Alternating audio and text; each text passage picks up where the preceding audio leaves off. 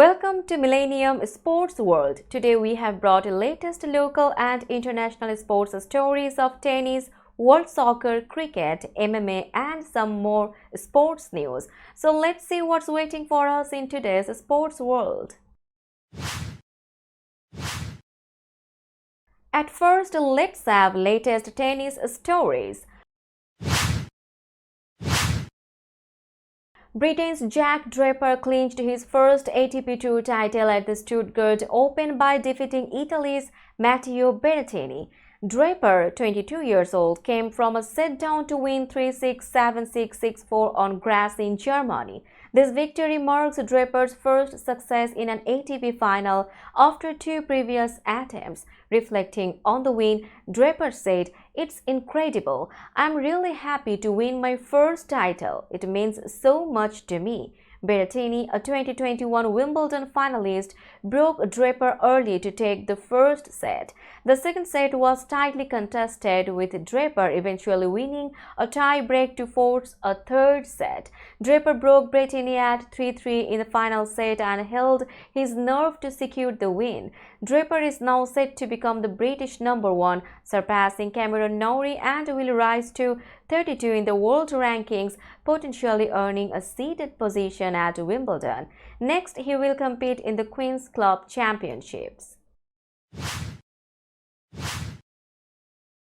Serena Williams has recently expressed interest in owning a WNBA franchise and praised Indiana Fever rookie Caitlin Clark.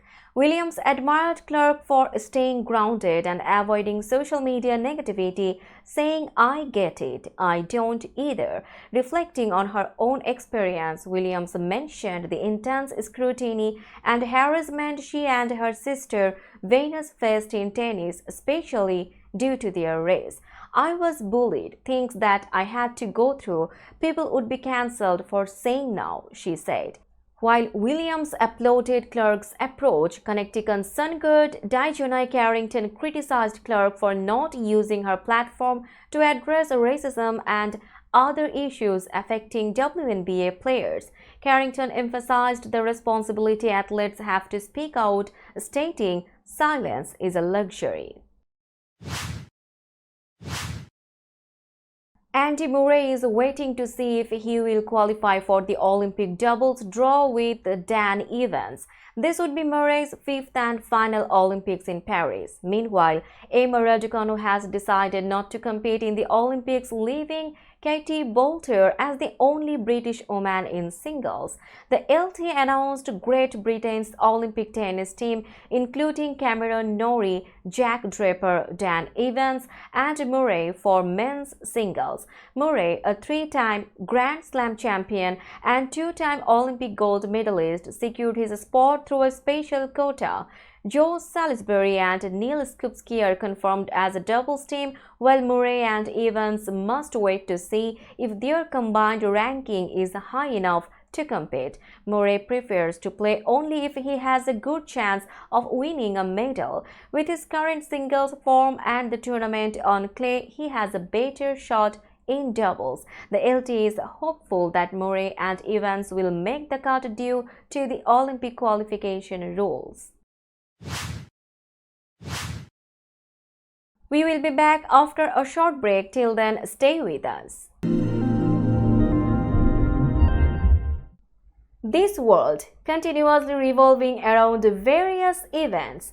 Every minute, every second, something is happening somewhere around the globe, and you want to get connected to that event or to that specific moment. Here we come, Millennium News Hour, to get you connected with top USA and international trending news, which includes local news, political news, world news, business news, health and science-related news, entertainment news, sports news, and so on. Millennium News 24 is transmitted and available to be watched free for OLED TVs such as Sony, Samsung, LG, Roku TV, Amazon TV and Apple TV, and also in all European countries and Australia available with Sky Network, Worldwide Jago TV, Radiant IPTV, Worldwide Jago BD Network and Horizon Satellite globally. Stay connected with Millennium News Hour to get the world news on your feed. Welcome back to Millennium Sports World. Now let's have latest world soccer stories. Kylian Mbappe has decided not to play for France in the upcoming Paris Olympics.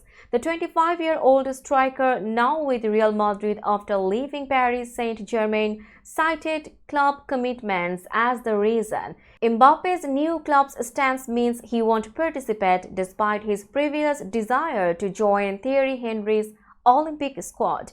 The men's football tournament at the Olympics starts on July 24 with the final on August 9. Mbappe's focus will be on preparing for the Spanish season and the UEFA Super Cup with Real Madrid in August. He expressed disappointment at missing out on the Olympics but wished the French team success in their quest for the gold medal. Mbappe's decision mirrors that of Lionel Messi, who also opted out of the Olympics with Argentina to focus on his club career. Both stars will be watching as fans, hoping their national teams achieve Olympic glory without them. Christian Eriksen made a remarkable comeback to the European Championship, scoring a goal after 1,100 days since his cardiac arrest. However, Slovenia secured a 1-1 draw in an exciting Euro 2024 Group C opener on Sunday. Eriksen, who collapsed during Euro 2020, received a clever pass from Jonas Wind and scored in the 17th minute to give Denmark the lead. He had chances to score more but missed with his left foot twice. Denmark also missed another opportunity when Jan Oblak saved Rasmus Højlund's close-range shot. Slovenia capitalized on Denmark's missed chances. Benjamin Sesko hit the post with a powerful shot, and soon after, Erik Jansa scored with a deflected shot that beat goalkeeper Kasper Schmeichel, leveling the score. Despite the draw, Eriksen's return and goal were a highlight of the match, showcasing his resilience and determination after a serious health scare during the previous tournament. Netherlands coach Ronald Koeman admitted on Sunday his side were lucky to not be punished for a raft of missed chances in their 2-1 win over Poland at Euro 2024. They trailed early on to Adam Buxa's header before leveling in the 29th minute through Cody Gakpo. But Gakpo, Memphis Depay, Denzel Dumfries and Xavi Simons were all guilty of squandering good opportunities before substitute Wout Weghorst grabbed an 83rd minute winner. It should have been 4-1 to us after an hour. We played very well but were not able to find the net, said Koeman. It was dangerous for us but we were lucky and we scored a second goal. I think the final result increased our confidence today. The Netherlands next face title favorites France on Friday before rounding off their Group D campaign against Austria on June 25. We will be back after a short break. Till then, stay with us. This world continuously revolving around various events. Every minute, every second, something is happening somewhere around the globe, and you want to get connected to that event or to that specific moment. Here we come, Millennium News Hour, to get you connected with top USA and international trending news, which includes local news, political news, world news, business news, health and science-related news, entertainment news, sports news, and so on. Millennium News 24 is transmitted and available to be watched free for OLED TVs such as Sony, Samsung, LG, Roku TV, Amazon TV and Apple TV, and also in all European countries and Australia available with Sky Network, Worldwide Jago TV, Radiant IPTV, Worldwide Jago BD Network and Horizon Satellite globally. Stay connected with Millennium News Hour to get the world news on your feed. Welcome back to Millennium Sports World. Now let's have latest cricket stories. Pakistan secured a 3-wicket victory over Ireland in their final ICC T20 World Cup Group A match, which had no impact on the tournament outcome as both teams were already out. Pakistan chose to bowl first and Shaheen Afridi quickly dismissed key Irish batsmen, reducing them to 28-5 early on. Ireland struggled, but Gareth Delaney's 31 helped them reach 106 for 9. In reply, Pakistan faced a shaky start, losing early wickets to Barry McCarthy. However, captain Babar Azam's unbeaten 32 stabilized the innings. Despite some tense moments, Pakistan reached the target with 7 balls to spare. This win gave Pakistan their second victory in the group, but they finished third, while Ireland ended at the bottom without a win. The match at Lauderhill's Central Broward Park was significant, as previous games there were washed out. Azam's leadership and Pakistan's resilience in the chase were crucial in concluding their campaign on a positive note. Australia clinched a hard-fought 5-wicket win over Scotland in St. Lucia, ending Scotland's T20 World Cup hopes and ensuring England's progression to the Super 8 stage. Scotland needed a win or specific outcomes to advance, but fell short despite posting 180 for 5, led by Brandon McMullen's rapid 60 and Richie Barrington's unbeaten 42. Australia, already qualified, faced a tough chase, but Travis Head's 68 and Marcus Stoinis' 59 anchored their innings.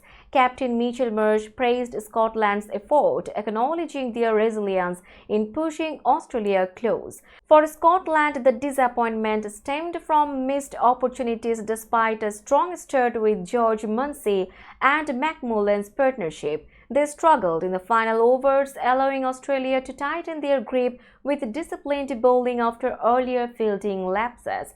Despite early wobbles losing key wickets, Australia rallied through Head and Stoinis' partnership. They reached the target with Head's explosive hitting crucial in sealing the win. Australia's victory meant England progressed due to a superior net run rate, leaving Scotland to reflect on missed chances in a competitive campaign. History was created in the clash between England and Namibia in Antigua on June 15 as Namibia opener Nicholas Devin became the first batter in the 17-year history of the T20 World Cup to retire out.